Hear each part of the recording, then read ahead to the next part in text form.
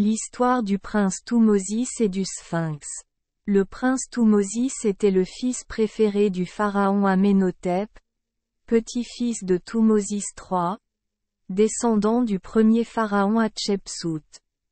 Parce qu'il était aimé par son père plus que par ses autres frères, en plus d'avoir été choisi par son père pour être le prochain pharaon, Thoumosis était involontairement détesté par ses frères.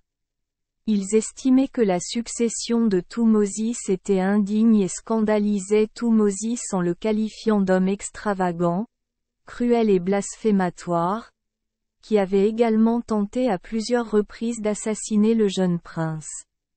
Cela rendait la vie du prince très difficile.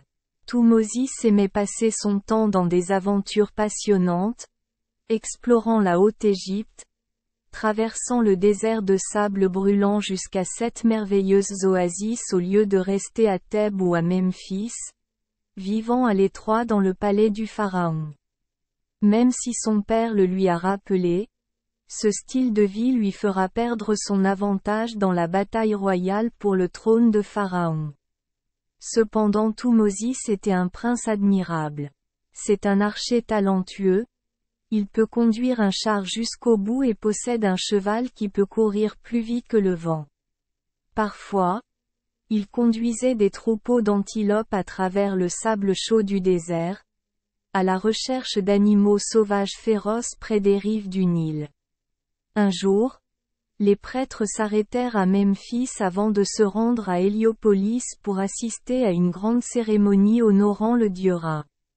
À cette occasion, Thoumosis et 2 serviteurs se sont faufilés hors de la foule animée et ont emprunté la route escarpée menant à la pyramide de Saqqara.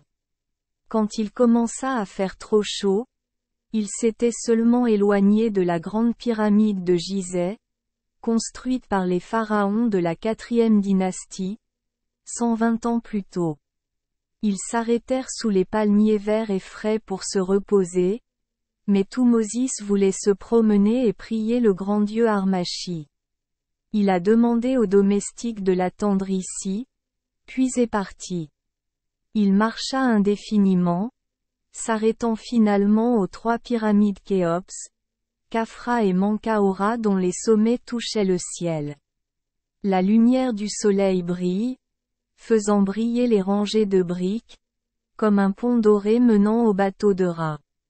Toute son attention était portée sur une statue géante, située à l'écart des autres pyramides et à proximité de la pyramide du pharaon Khafra. Il s'agit d'une statue du grand dieu Harmachi, avec un corps de lion et une tête de pharaon. Pendant la prière, tout à coup les rochers environnants ont commencé à bouger, puis un étrange gros rocher est tombé. Et le sphinx de pierre rugit. Regarde-moi, Thoumosis, prince d'Égypte. Je suis Harmachi, ton père, le père des pharaons de la haute et de la basse Égypte. L'Égypte sera-t-elle à vous ou non? Porterez-vous ou non la couronne de Psh? Vous assoirez-vous sur le trône et des millions de personnes s'agenouilleront elles à vos pieds avec tout le respect? Si tu deviens pharaon, 2 parties de l'Égypte t'appartiendront. De plus, vous disposerez d'une force inégalée et d'années de vie interminables. Thoumosis, mon visage est tourné vers toi, mon cœur est incliné vers toi pour donner de bonnes choses. Mais regarde, mon enfant, le sable m'a retenu ici, m'opprimant, m'étouffant, me retenant et me cachant à ton regard scrutateur. Promets-moi que tu feras ton devoir de bon fils. Approche-toi et sors-moi d'ici. En retour, je t'aiderai à tout récupérer. Il s'approcha du sphinx, et comme par magie, Thoumosis ressentit beaucoup de choses. Il s'agenouilla et jura devant les dieux. Ô Harmachi, mon père.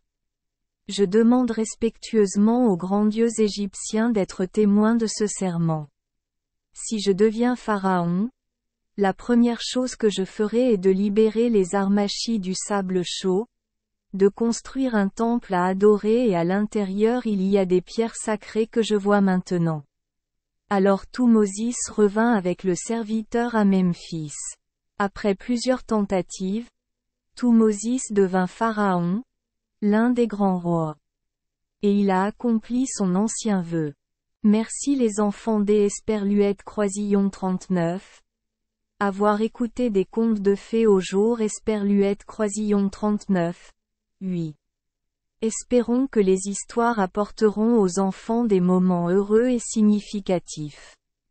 Si vous aimez notre chaîne, veuillez appuyer sur le bouton S Esperluette Croisillon 39. Abonner, pour ne manquer aucune histoire intéressante. Je vous souhaite une bonne nuit de sommeil et de beaux rêves. Rendez-vous dans la prochaine histoire.